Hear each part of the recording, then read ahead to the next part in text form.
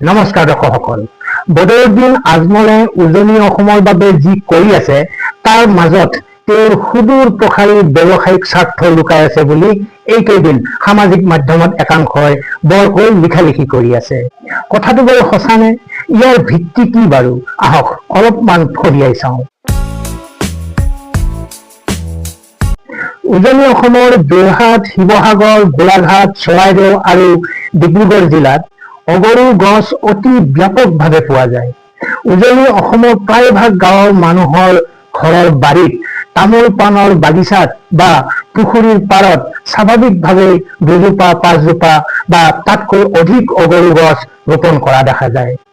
ইয়াক এক প্ৰকাৰ পৰম্পৰাগত খেতি হিচাপে গণ্য কৰা হয়। আজিকালি উজনি অসমৰ বহুতো সৰু বৰ চাহ বাগিচাত চাহ গছৰ চাহ দিয়া গছ হিচাপেও অগৰ গছ ব্যৱসায়িক ভিত্তিত প্ৰচুৰ পৰিমাণে ৰোপণ কৰা হৈছে। যদিও গছবোৰ উজনি অসমত আটাইতকৈ বেছি হয়, ইয়াৰ পৰা তেল উলিওৱা আৰু কটা মেলা কৰা প্ৰধান বাণিজ্যিক কেন্দ্ৰটো কিন্তু মধ্য অসমৰ হোজাই জিলাত অৱস্থিত। উজনি অসমৰ পৰা এই গছবোৰ কাঠ হিচাপে হোজাইলৈ চালান দিয়া হয় আৰু তাৰে কাৰখানাবোৰত ইয়াৰ পৰা আন্তঃৰাষ্ট্ৰীয় বজাৰৰ বাবে বহুমূলীয়া অগৰু তেল বা আতৰ প্ৰস্তুত কৰা হয়। এতিয়া আহোঁ এই অগৰ গছৰ লগত বদৰুদ্দিন আজমলৰ কি সম্পৰ্ক? বদৰুদ্দিন আজমলে এই অগৰ বা অগৰু গছৰে ব্যৱসায় কৰে। প্ৰকৃততে তেওঁলোকৰ সমগ্ৰ পৰিয়ালটোৰ ব্যৱসায়িক সাম্ৰাজ্য এই অগৰ গছৰ ওপৰতে প্ৰতিষ্ঠিত। তেওঁলোকৰ বিখ্যাত সুগন্ধি প্ৰতিষ্ঠানটোৰ নাম হৈছে আজমল পাৰফিউমছ, যিটো বৰ্তমান বিশ্বৰ অন্যতম ধনাঢ্য সুগন্ধি ব্ৰেণ্ড। আজমল পৰিয়াল আৰু অগৰ গছৰ ব্যৱসায়ৰ ইতিহাস পুৰণি। 1950ৰ দশকত বদৰুদ্দিন আজমলৰ পিতৃ স্বৰ্গীয় হাজী আজমল আলীয়ে অতি সাধাৰণভাৱে অসমৰ হোজাইৰ পৰা মুম্বাইলৈ গৈ অগৰ কাঠ আৰু ইয়াৰ পৰা উৎপাদিত তেল বা আতৰৰ ব্যৱসায় আৰম্ভ কৰিছিল।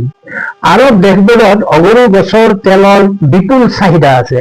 বৰ্তমান বিশ্বৰ 45খনতকৈও অধিক দেশত তেওঁলোকৰ শত শত এক্সক্লুচিভ শ্ব'ৰুম আছে। আজমল গ্ৰুপৰ অসমত নিজাকৈ বিশাল অগৰ গছৰ বাগিচা আছে। এক তথ্য অনুসৰি তেওঁলোকে বহনক্ষম পদ্ধতিৰে লাখ লাখ অগৰ গছ ৰোপণ কৰিছে আৰু থলুৱা কৃষকসকলকো ইয়াৰ পুলি বা গুটি যোগান ধৰি উৎসাহিত কৰিছে। তেওঁলোকৰ মূল উদ্যোগ বা ৰিফাইনেৰী কেন্দ্ৰটো অসমৰ হোজাইত অৱস্থিত, য'ত থলুৱাভাৱে সংগ্ৰহ কৰা অগৰ কাঠৰ পৰা পৰম্পৰাগত আৰু আধুনিক পদ্ধতিৰে তেল উলিওৱা হয়। সংক্ষেপে ক'বলৈ গ'লে উজনি অসম আৰু জিলাখনৰ অন্যান্য প্ৰান্তৰ পৰা যিবোৰ অগৰ গছ ব্যৱসায়িকভাৱে ক্ৰয় কৰা হয়, তাৰে এক ডাঙৰ অংশ আজমল পৰিয়ালৰ সুগন্ধি কাৰখানালৈকে যায়। বদৰুদ্দিন আজমল আৰু তেওঁৰ ভাতৃ চিৰাজউদ্দিন আজমল এই সমগ্ৰ আজমল গ্ৰুপৰ পৰিচালনাৰ সৈতে জড়িত। গতিকে উজনি অসমৰ অগৰ গছৰ সাম্ৰাজ্যখন একচেটিয়াভাৱে দখল কৰাৰ পৰিকল্পনাৰেই আজমলে এনেদৰে বান সাহায্যৰ নামত কোটি কোটি টকা বিনিয়োগ কৰিছে নেকি? সাধাৰণ দৃষ্টিত একাংশৰ মনত এনে চিন্তা অহাটো স্বাভাৱিক। মই কিন্তু এতিয়ালৈকে তেনেকৈ ভবা নাই। এনে দুৰ্যোগৰ সময়ত মানৱীয়তাৰ খাতিৰতে তেওঁ এনেদৰে সহায়ৰ হাত আগবঢ়াইছে বুলি মোৰ একান্ত বিশ্বাস। আপোনালোকৰ মন্তব্য আগবঢ়াবচোন কমেণ্ট বক্সত। চলি থকা গুজববোৰ সঁচা বুলি আপোনালোকে ভাবেনে? আজিলৈ এৰিছো। ভালে থাকক, কুশলে থাকক। ধন্যবাদ।